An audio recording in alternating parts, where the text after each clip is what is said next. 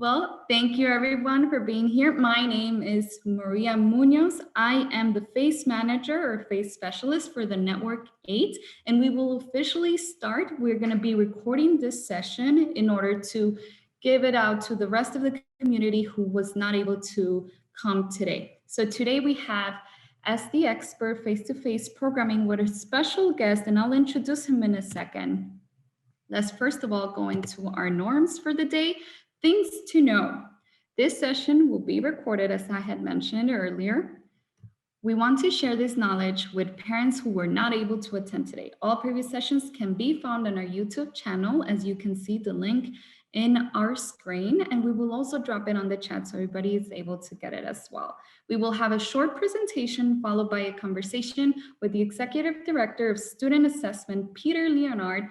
Questions submitted ahead of time by participants through RSVP, we'll ask those, and he'll be able to give us a thorough explanation of all the answers that he has for us. The Q&A function will be open throughout the meeting to allow participants to type additional questions. Please keep in mind that we might not have the time to get to all the questions in the chat during the session, but we do our best to copy them, then email them to you, especially for all of you who are here today.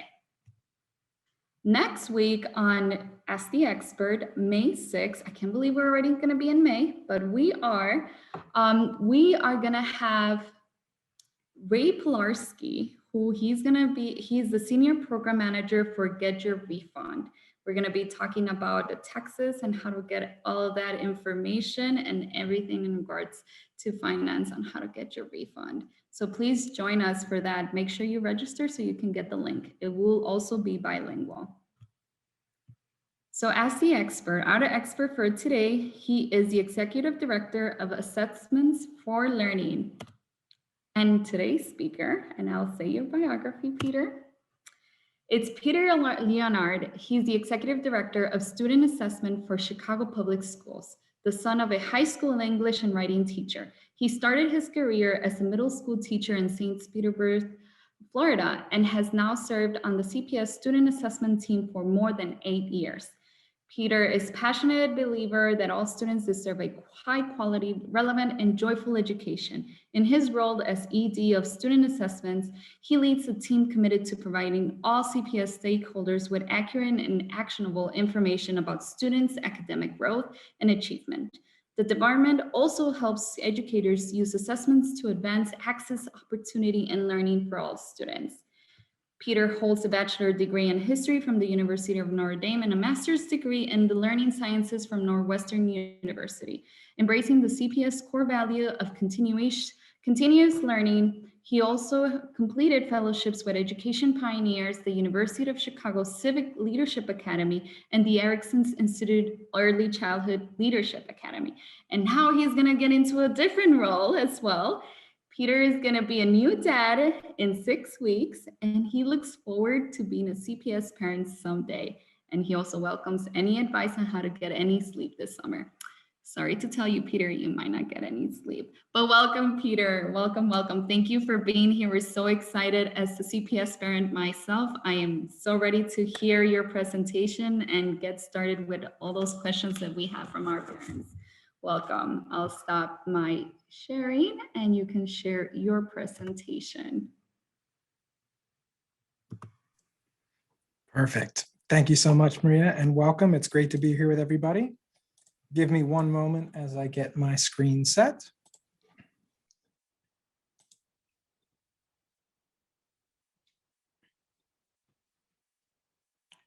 So good afternoon. As Maria said, my name is Peter Leonard. I'm the Executive Director of Student Assessment. It's a joy to be with you all this afternoon. And it wouldn't be an education presentation unless we started with objectives.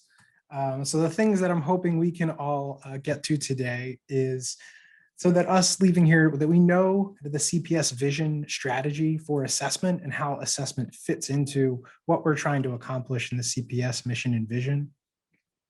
Second, I want us all to understand assessment as a tool for learning, communication, and empowerment.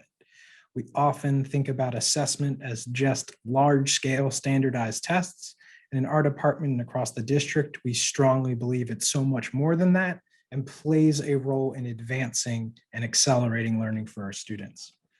And third, I hope that you leave here feeling empowered to continue to engage with the district, with your school communities, and with your students' educators around assessment issues.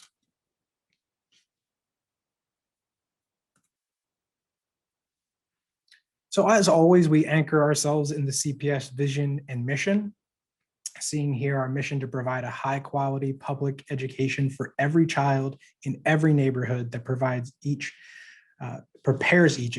for success in college, career, and civic life. And so the work our department does and what we ask ourselves is, what is the role of assessment to contributing to that mission and to realize that vision?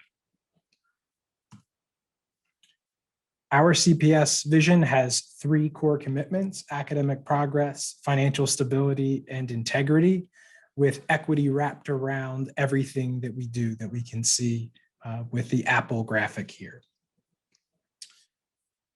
Our department's work is very deeply connected to academic progress in a few different ways.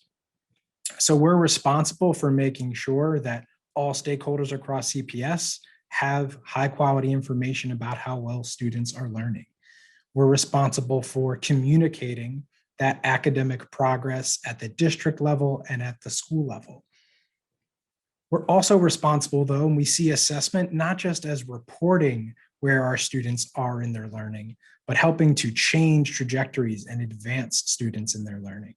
I think we often think about assessment as just measuring the progress, but the most important thing that assessment can do is give people the information, the right information at the right time that allows them to do their part in advancing learning. And that could be either a parent or a student, a teacher, a principal, in making those decisions to give students access to what they need and to respond to their learning needs.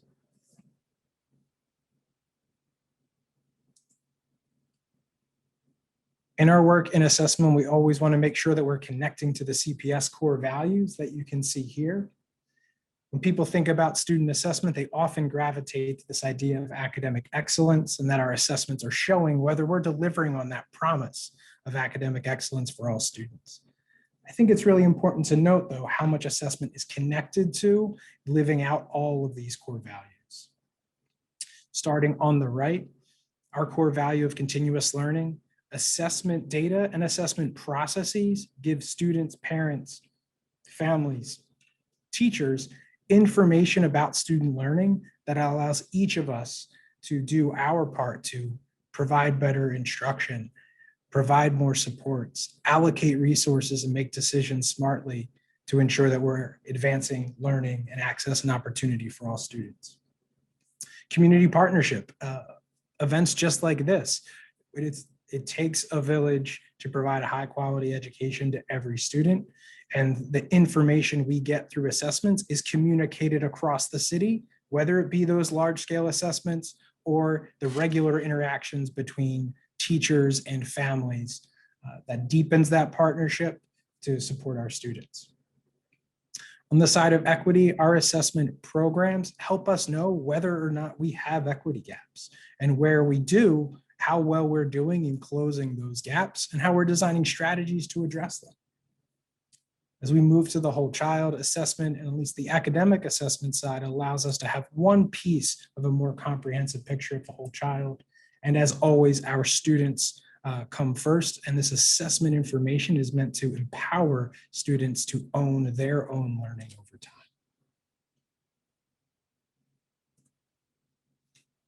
So let's talk now about how CPS defines student assessment. We talk about assessment as the process of reasoning from evidence of student learning. So it's not just a test, it's the work that we're all doing to understand where our students are.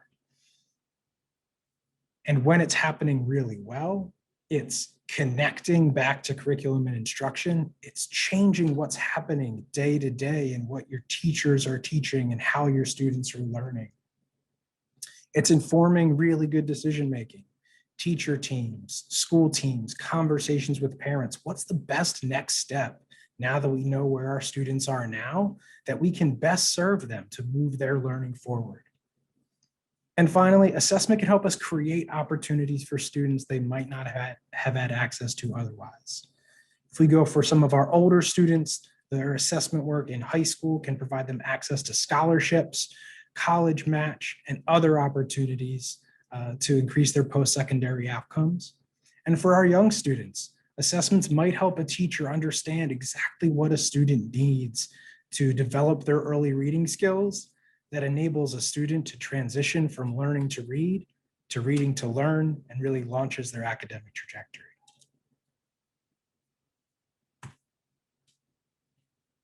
And so we said we were going to talk about the CPS Vision strategy for assessment. And here we have an excerpt, a quote from the CPS Vision that I'll read. And it really captures what we believe about assessment and how we're trying to support school teams to use assessment for learning and not just use it to capture learning. So we say here that schools make good use of student data, schools that make good use of student data get better results. And so over the course of our CPS Vision, we will guide every school to implement an assessment plan that provides educators with greater insight into student performance so they can respond to the needs of students, that will be using authentic assessments that measure what is truly important, or as they say in assessment all the time, measure what matters, and that regular teacher meetings will allow them to analyze and respond to student work, and goal-setting conversations will allow each student to chart his or her own path to success in college, career, and civic life. You can see some of those themes. Information and assessment is communicative. It allows teachers to communicate with students, students communicate with teachers, teachers to build relationships with families. It is empowering, right? Students are able to chart their own path because they know where they need to go, they know where they are, and they can be active agents in creating what happens next for them. And so how are we going about accomplishing this? What work have we done to use assessment for learning? The first one to highlight from this past year, and then we'll move forward in thinking about the upcoming year, is highlighting 5 CPS instructional priorities. And this fifth one, which has a box around it, is specifically about assessment. And it says that we use assessments that meaningfully connect to the curriculum and provide teachers with the information needed to help students access priority grade level work. A few things to call out here is that we strongly believe that all students deserve access to grade level work and that all students are capable of demonstrating mastery and high performance on grade level work. We also know that our assessments need to be relevant and they should be connected to the things students are learning day in and day out. That really exciting unit they're doing in science or social science, the assessments should be linked to that. They should be excited to show what they know, because ultimately that's all assessment is an opportunity for students to show us what they know so we can celebrate them. And we can also understand where they need more support and that we're able to provide it. And so as we move into the upcoming year, we're focusing on some key ways that all educators across the district coming out of this pandemic can implement core practices that accelerate learning for all of our students. This first one says that our teachers are going to engage all students with high quality, grade level standards aligned tasks and curriculum embedded assessments. You can see the direct connection to that instructional priority we just talked about. The second is that teachers and teacher teams are going to collect and analyze evidence of student learning so they can design responsive, relevant instruction. Just like we talked about, we know where we're going. Assessment helps us see where students are so that we can all do the work of moving student learning forward. And finally, while we strongly believe that all students should get access to priority grade level work, we also know that some students will need a little bit of extra support with some key knowledge and skills. And so we're focused on providing tools, resources, and processes that allow school teams to both provide that grade level instruction, but also that additional support to accelerate learning for all students in school year 22. So these are the practices. Let's talk about the actual content, right? What assessments are our schools going to be implementing, will our students be engaging in? In Chicago, our schools have a lot of autonomy in what assessment programs they use, and our department provides policy, support, options, professional learning, and other resources for them to make that real. It really celebrates the diversity in school type and program approach in our city. This visual captures what we're trying to do within our department. We talk so often about our large scale assessments, but the most important assessment work to focus on is the day in, day out interactions between teachers and students. If you see this pyramid, it takes us from, at the bottom, those assessments that are being implemented the most at the highest level of frequency, and that get at really focused things that you were trying to learn in just a day or a couple days. These are happening all of the time and providing teachers and students with ongoing information.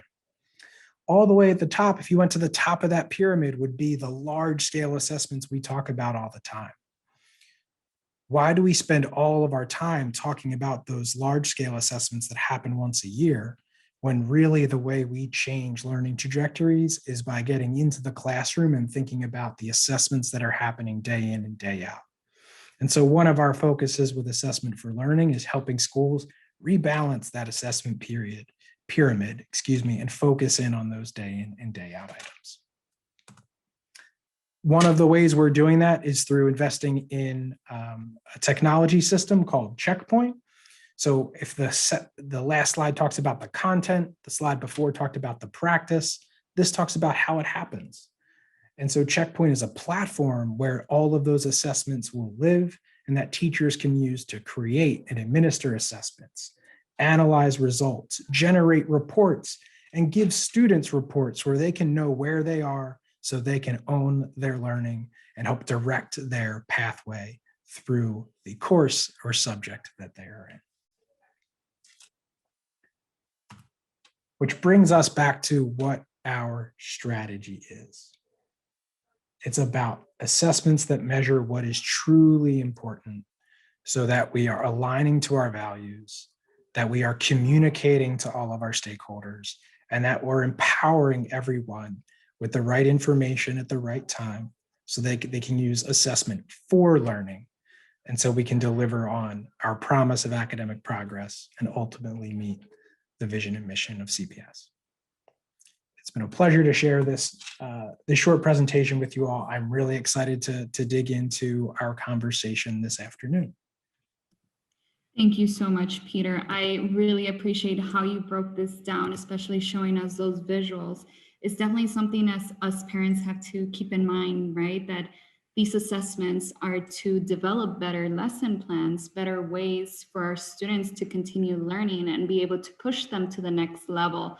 So it's always great to hear, because sometimes we hear, exams, testings, and we put like a negative connotation to that. But if we look at in the other side of things, we see that it's to promote the well-being of them, their education and so on. So I really appreciate it as a mom, and I hope that everyone who's here also appreciate all the information as well. I also want to introduce our Chief of Teaching and Learning, Ms. Shirley Chavarrias, who's here with us today. She will be supporting our talk in regards to assessment and how we go about all of these processes here in CPS. So with that, I want to start off with some questions. If you feel free to continue sharing your screen, but we can also just have a chat and be able to see one another.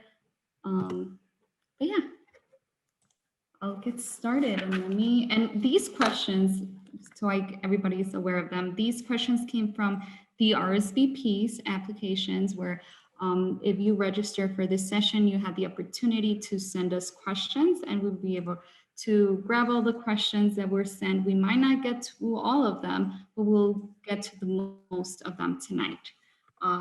So the first one here is a parent, Vivian Lee from Pulaski, and her question is, what spring 2021 assessments will be given to kindergarteners?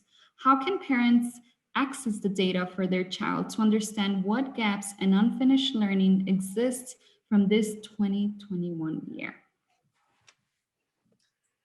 Thanks, Maria. I just want to say I love this question. And one of the things I noticed about the questions coming through, and one of the things I love about the work here at CPS, is that we're supporting students across all grade levels, right? So we're all the way from pre-K through 12th grade, we're thinking about how we have the best evidence of student learning to support our students. And that changes year by year as our students grow and develop over time. So for kindergarten, our kindergarten end of year assessments are really school specific. So we recommend that our schools use what we call benchmark assessments in early literacy and math. And so those allow us to understand over the course of the year where our students are in relation to typical development in math and literacy skills. And so we implement those, or we administer those in a fall, winter, spring process. We offer in our department products and services from different vendors that our school teams can opt into. And then our department pays for things like licenses, rostering, data reports, professional learning. And so these assessments are intended to help families understand where students are in their early skills development. And it gives teachers and school teams information for instructional planning and programmatic decision-making. But if an individual has a question about the end of year kindergarten assessment in their own school, the best thing to do is to check with your principal or assistant principal or your child's teacher to see what assessments they're going to use come the end of the year. And when it happens, you talk to them about the results. Ask them to help you understand what those results mean. And more importantly, ask them what role you can play. What activities can you and your family do with your student over the summer to help them to continue to develop and learn based on where they are at the end of kindergarten? That's great. And it's definitely like that whole engagement with the educator, the whole continuing that communication is super important in order to see where our students are at, our children. Thank you for that, Peter. Just a quick reminder for everyone who's here, if you have questions, make sure you put them on the Q&A. First, we're gonna get through the RSVPs questions that we got through that form, but feel free to put them on the Q&A and we'll get to them. Our next question comes from Brenda, and she is a parent from Inter-America, and her question is, if I remember correctly, CPS has now more than 36 dual language schools, I believe in Spanish and English. What kind of assessment is being or will be provided to measure the acquisition level of a second language?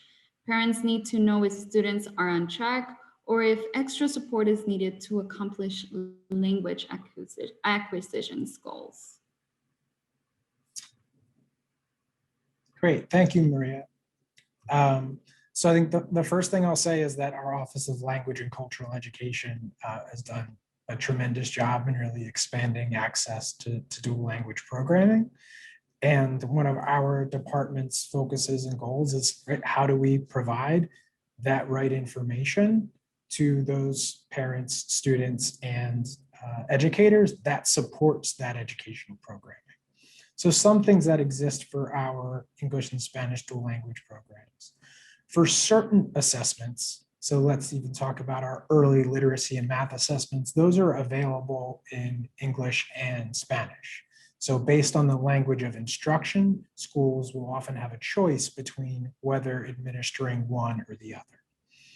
Now, as we get into the upper grades in 3 through 8, we have our kind of regular district-wide assessments, which cover English language arts. But we also have Spanish language assessments that are available for our dual language schools. And those cover the 4 domains of language: listening, reading, speaking, and writing. We've used a program in previous years called Las Links, Though due to the impacts of COVID-19 in the remote space, the assessment that's been used in that spot has been stamped. But it's all of the same, right? It's the information in the language of instruction that helps us deliver quality programming to our students and families. Thank you, Peter. I appreciate that question, Brenda, because I also have a child in the dual language program. So this is great to hear, to learn, because it just gives us that sense of, our kid will be okay, and he will be dual language. He will be able to speak English and Spanish, or our children who are in all of these different programs. So I appreciate that, Peter. Alrighty, let's go to our next question. And this is from my grandmother. Her name is Benita Hunter from the City Colleges of Chicago and Kennedy King. How will students be assessed given the curriculum is not as it was pre-COVID? So I think the first thing is that Ms. Hunter could probably give me advice on how to get sleep this summer. So I'm looking for that from her. Absolutely that we've experienced significant disruptions this year. I would go back to what we talked about in the presentation relating to the instructional priorities. We're focused on priority standards aligned curriculum embedded assessments. And our schools have autonomy in selecting the specific curriculum that they use, but we do provide them the tools for how to do that work well. So maybe highlighting the checkpoint student assessment system we just referenced.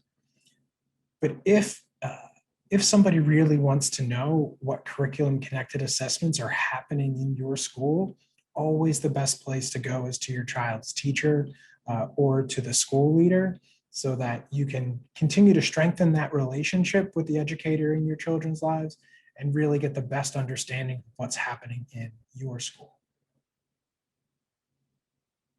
Thank you, Peter. We have another question from Nicole, and she's coming from the school called Jan. What is the Department of Student Assessment doing to work towards a more authentic and holistic approach to student assessment outside of standardized tests like MAP?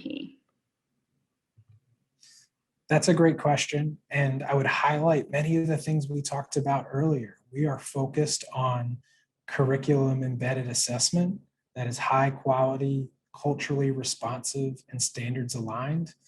That language around authentic assessment is exactly what is highlighted in our CPS Vision strategy, because we truly want to help our school leaders measure what matters. And the curriculum embedded assessment system that we're supporting schools with, and that will be available for schools next year, is giving people the content combined with the way to administer those assessments that will allow us to rebalance the assessment system, right, and focus on the day in, day out assessment practices in a classroom, right, like a well-framed question or a project or a portfolio, and not talk as much about the large scale, because we know what happens in the classroom is what changes trajectories for students. Thank you. And now a question from Venecia Sanchez, and I know she's here with us today. She's representing the school OA Thorpe. Her question is, I have a nonverbal child with autism who cannot read or write. What kind of assessments are done to determine his level of learning? How accurate are they with getting information in children like my son? How do we know the assessments are truly determining what he knows or doesn't know? Thank you. This is a great question, Ms. Sanchez. I think it speaks to in a district as large as ours, right? We have such a great diversity in the type of students that we have the pleasure of serving. For your student, I don't know what grade your student is in, which I think would play a significant role in this question, but ultimately, your child's teacher and the Office of Diverse Learner Supports and Services has programs in place and expert educators in place that allows them to engage in the types of assessments that are authentic, relevant, and useful for your student.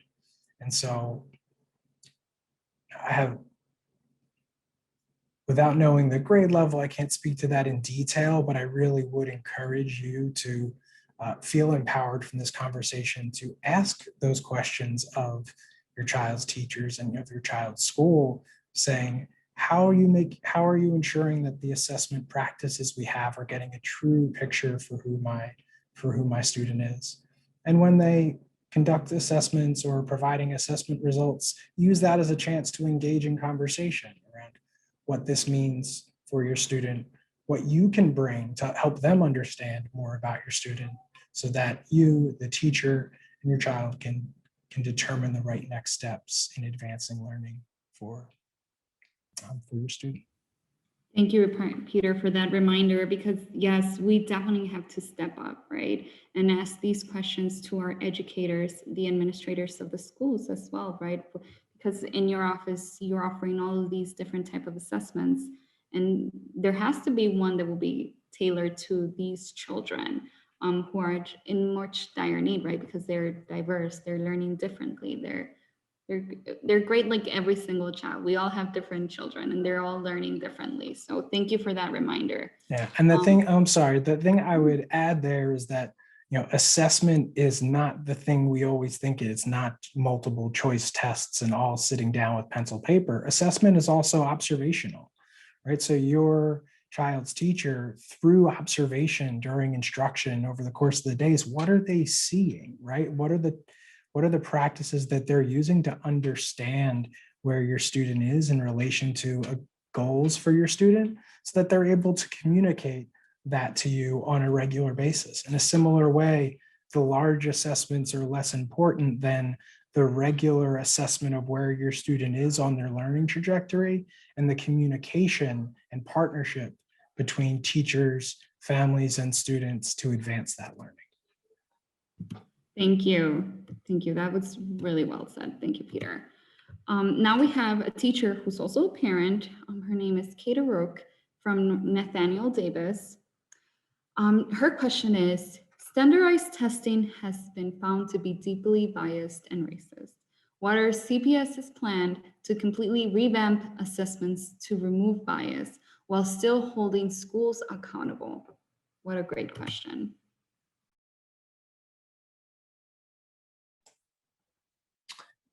Thank you for the question, Ms. O'Rourke. Let me start with the revamping assessment.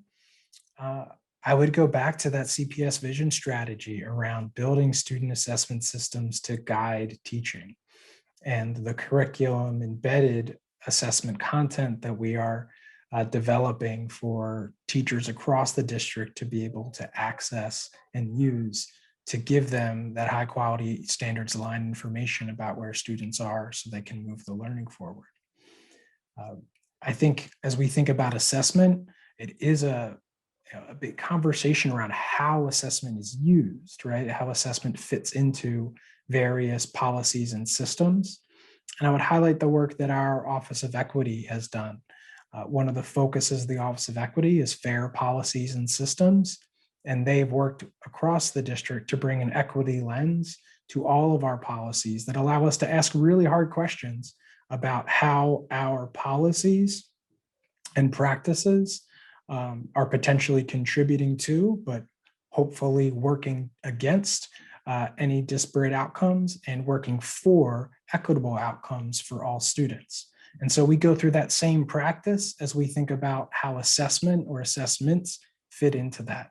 So we're doing both that policy look of how assessments fit in, but then we're also focusing more on the curriculum connected assessments that are allowing for better communication, empowerment, and advancement of learning.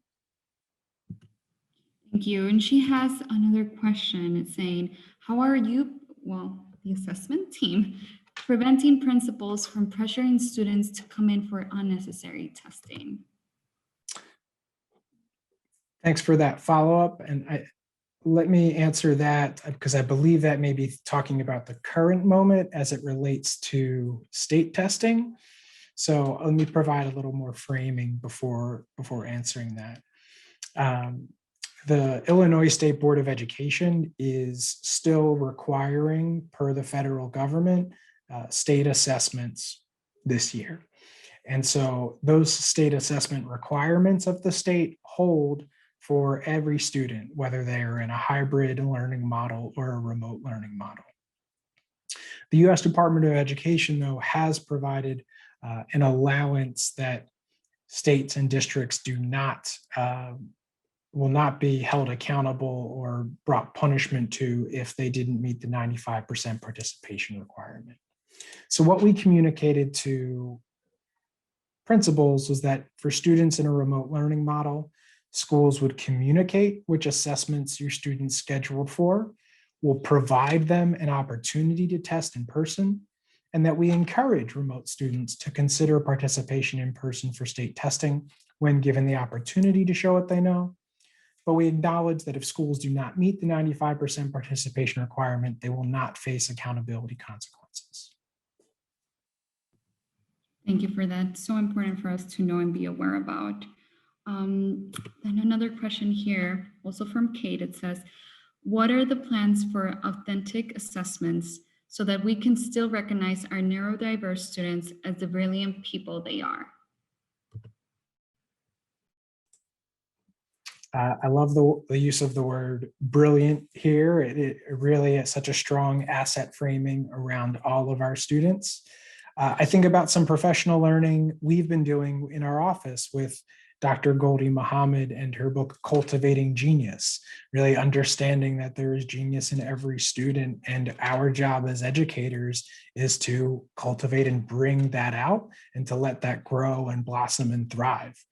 And so that is the work. We see the word authentic assessment here again. That's the same words that are in our assessment vision strategy. That's the same focus for our curriculum embedded assessment system, to use assessments for learning and to advance learning.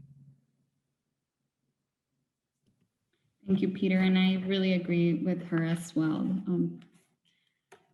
Let's see, we have more questions in the Q&A. We went through the RSVP questions. On the Q&A, we have one in Spanish, and I'll say it in Spanish, then I'll translate it. It says, ¿qué tan seguro es que un maestro haga su evaluación hacia el niño? Y si no salen bien, ¿qué hacen para que suba sus calificaciones? Los que tienen un IEP 504 e hicieron una evaluación y no estoy conforme, si se puede hacer otra vez. And I believe you kind of touch base answering this question, but I just want to make sure to honor the parent who's here and it's asking this question. She's asking how sure or well it will be provided, or let me rephrase it a little bit. She is an IEP student, right? And the evaluation of these students, when they are not conform with the results, how, as a parent, are we assured that the evaluation was done to the best that the teacher could possibly, give this evaluation, or the person doing this evaluation? How do we know how real and effective is this evaluation of her child? Thank you for the question, Ms. Meza. And we talked about the 4 domains, listening, writing, speaking, listening. With Spanish, I'm much better on the receptive side. So actually, when I read it and hear it, I'm okay, but I'm unfortunately not able to speak it back very effectively. In this case, this is very, obviously very connected to an evaluation connected to an IEP or 504 plan. And we know that those are legal documents, and those are really monitored within CPS by the Office of Diverse Learner Support Services.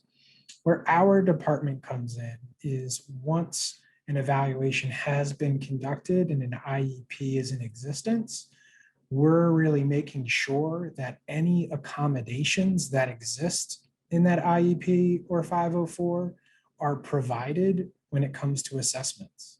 Because the goal of an accommodation is to remove a barrier that doesn't allow a student to show what they know. And so with accommodations being provided, that allows all of our students to for those barriers to be removed and us to truly see what they know and are able to do in relation to those assessments.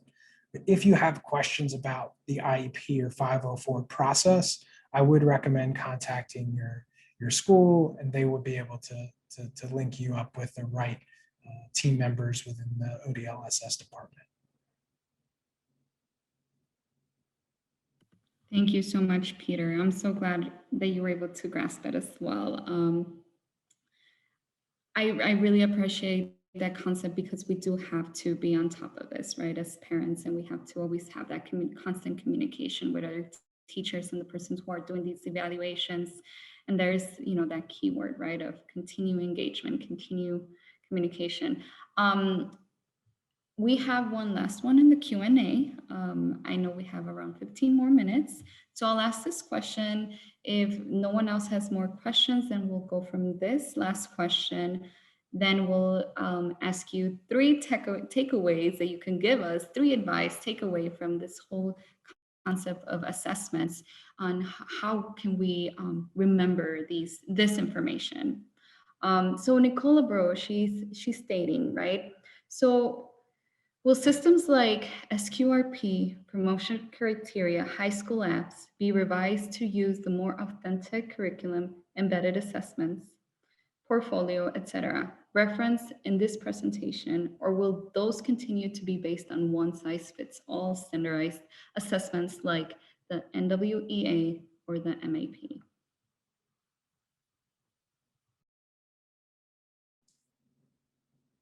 Thank you for the question, Ms. Abreu.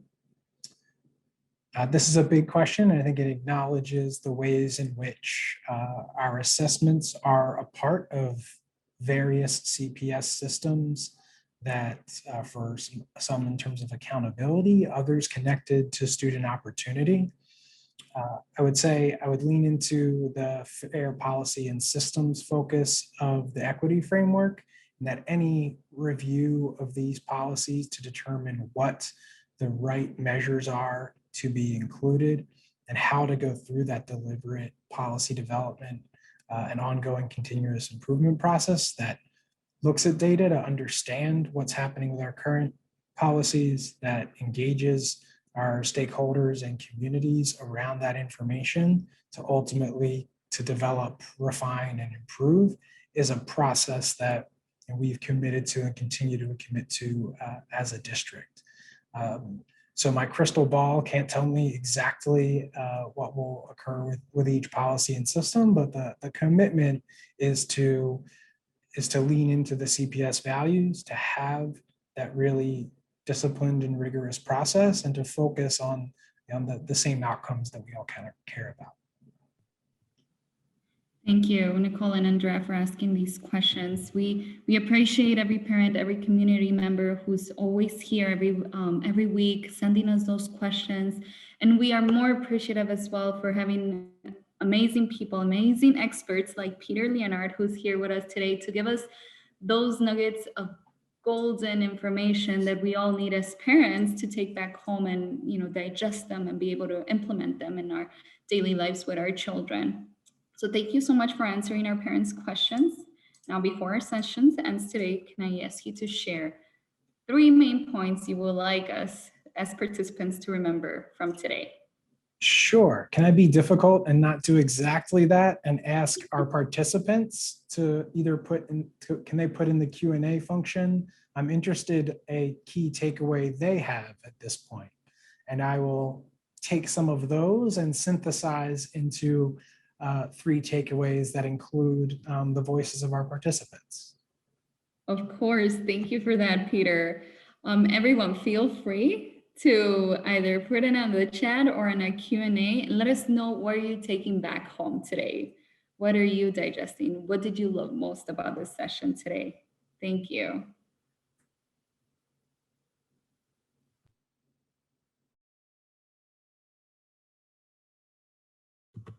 I know for sure that I will share that I'll be in constant communication, especially as my son is a dual language learner. I was so worried to only teach him Spanish at the beginning of his first years, but it's been really grateful and great for his grandparents to be able to communicate with him, especially when we go to Mexico or when we go and visit other relatives. So I'm very proud of that. And I hope everyone else who has dual language learners are proud of that as well. And I'm so happy CPS has this. I think we have a quiet crowd today, Peter.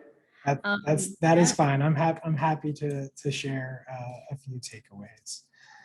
I think one is we should see assessment as a tool for communicating and for deepening relationships and partnerships in service of students is one big takeaway for me. A second one is let's talk more about the assessment practices that are happening day in and day out, because those are the ways that we know our students more deeply, see where they are in their learning journey, and so we can respond to them more effectively. And then third, assessment can be a tool of empowerment for students. Students should know where they are in relation to their academic journey. They should be able to be engaged, connected, collaborative goal setters in where they want to be, where they are, and how they get there. Thank you. That was so beautifully said. I love the use of empowerment within these processes. And I see Wendy sharing with us. She's saying that she will take away from this assessment is for students to just show that they know the skill and that they are prepared to and to prepare for remedial plan. Exactly. To see what we're going to do right for the next step, how they're going to get there, right? Correct. And Nicole is stating meaningful assessment comes in many forms and not just high stakes testing. I agree with you, Nicole, 100%. Thank you for sharing that. Thank you everybody for being here today, for sharing your questions. Peter, thank you for sharing this information with us. It was very knowledgeable, very important for everyone to learn and hear. We appreciate your time, taking the time out of your day this evening. I'm pretty sure many of you are trying to cook something, getting something ready at home, or trying to get home to see what the spouse or the partner had ready for us. Thank you, everybody. Muchas gracias a todos por estar aquí. Les agradecemos por su tiempo y el valor que le han puesto a esta sesión. We'll see you next week with another SD expert. Thank you, everyone. Have a great and safe trip back home for all of us who are at work still. Goodbye, everyone. Thank you.